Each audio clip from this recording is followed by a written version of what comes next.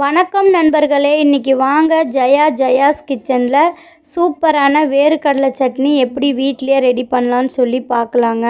இந்த சட்னி காய்ச்சல் இல்லை கோல்டு அந்த மாதிரி இருக்கிற சமயத்தில் நல்லா சுடு சுட சாதத்தோடு சாப்பிட்டோம்னா வாய்க்கு நல்லா இருக்குங்க. சில நேரத்தில் நமக்கு எதுவுமே சாப்பிட பிடிக்காது, உடம்பு முடியாதப்போ அந்த மாதிரி டயத்தில் இது மாதிரி நீங்கள் செஞ்சு பாருங்கள். இப்போ பாருங்கள், ஒரு நெல்லிக்காய் சைஸில் நான் புளி எடுத்து வச்சுருக்கேன். இதை ஊற வச்சு எடுத்து வச்சுக்கோங்க.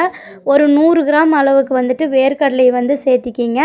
சேர்த்தி ஒரு 10 நிமிஷம் நல்லா பொன்னிறமாக வறுத்து எடுத்துக்கோங்க. நீங்கள் ஹையில் வச்சு வறுத்து எடுத்துட்டிங்க அப்படின்னா சீக்கிரமாக தீஞ்சு போயிடும்.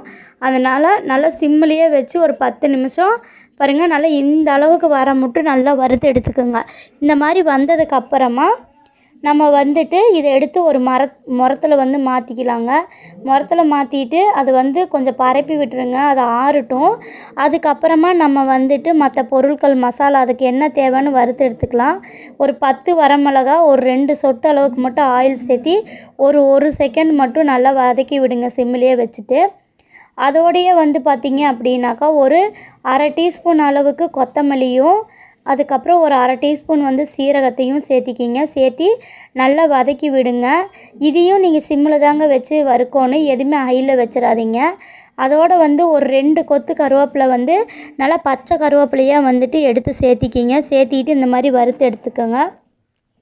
இவ்வளோங்க. இது இப்போ நம்ம மிக்சிக்கு மாற்றிக்கலாம். மாற்றிட்டு நம்ம இந்த மாதிரி சும்மா லைட்டாக ஒரு 2 சுற்றி கொரன்னு அரைச்சி எடுத்துக்கலாம்.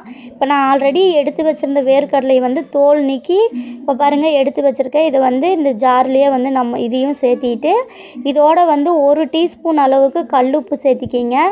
கண்டிப்பாக சால்ட்டு சேர்த்திடாதீங்க, கல்லுப்பு சேர்த்துங்க, அப்போ தான் அது டேஸ்ட் நல்லா இருக்கும். இப்போ இதையும் சும்மா 1 2 அரைச்சி எடுத்துகிட்டு நம்ம ஆல்ரெடி ஊற வச்சு வச்சுருந்தோம் இல்லைங்களா இந்த புளி, இந்த புளியும் இதோடு சேர்த்திட்டு அதோடைய புளி தண்ணியும் கொஞ்சமாக நீங்கள் சேர்த்திட்டு ஓரளவுக்கு பேஸ்ட்டாக இந்த அளவுக்கு அரைச்சி எடுத்துருங்க. இப்போ ஒரு 7 8 பல் பூண்டு நான் எடுத்து வச்சுருக்கேன். இந்த பூண்டையும் இதோடு சேர்த்து இன்னும் கொஞ்சம் தண்ணி சேர்த்தி ஒரே ஒரு சுற்று மட்டும் சுற்றி எடுத்துகிட்டு வாங்க. போதுங்க, இந்த அளவுக்கு இருந்தால். அடுத்து ஒரு பெரிய வெங்காயத்தை நீல வாக்கில் வெட்டி வச்சுருக்கேன். அதையும் சேர்த்தி ஒரு 2 சுற்று, அதாவது வெங்காயம் அரைப்படக்கூடாதுங்க, அப்படியே தான் இருக்கணும்.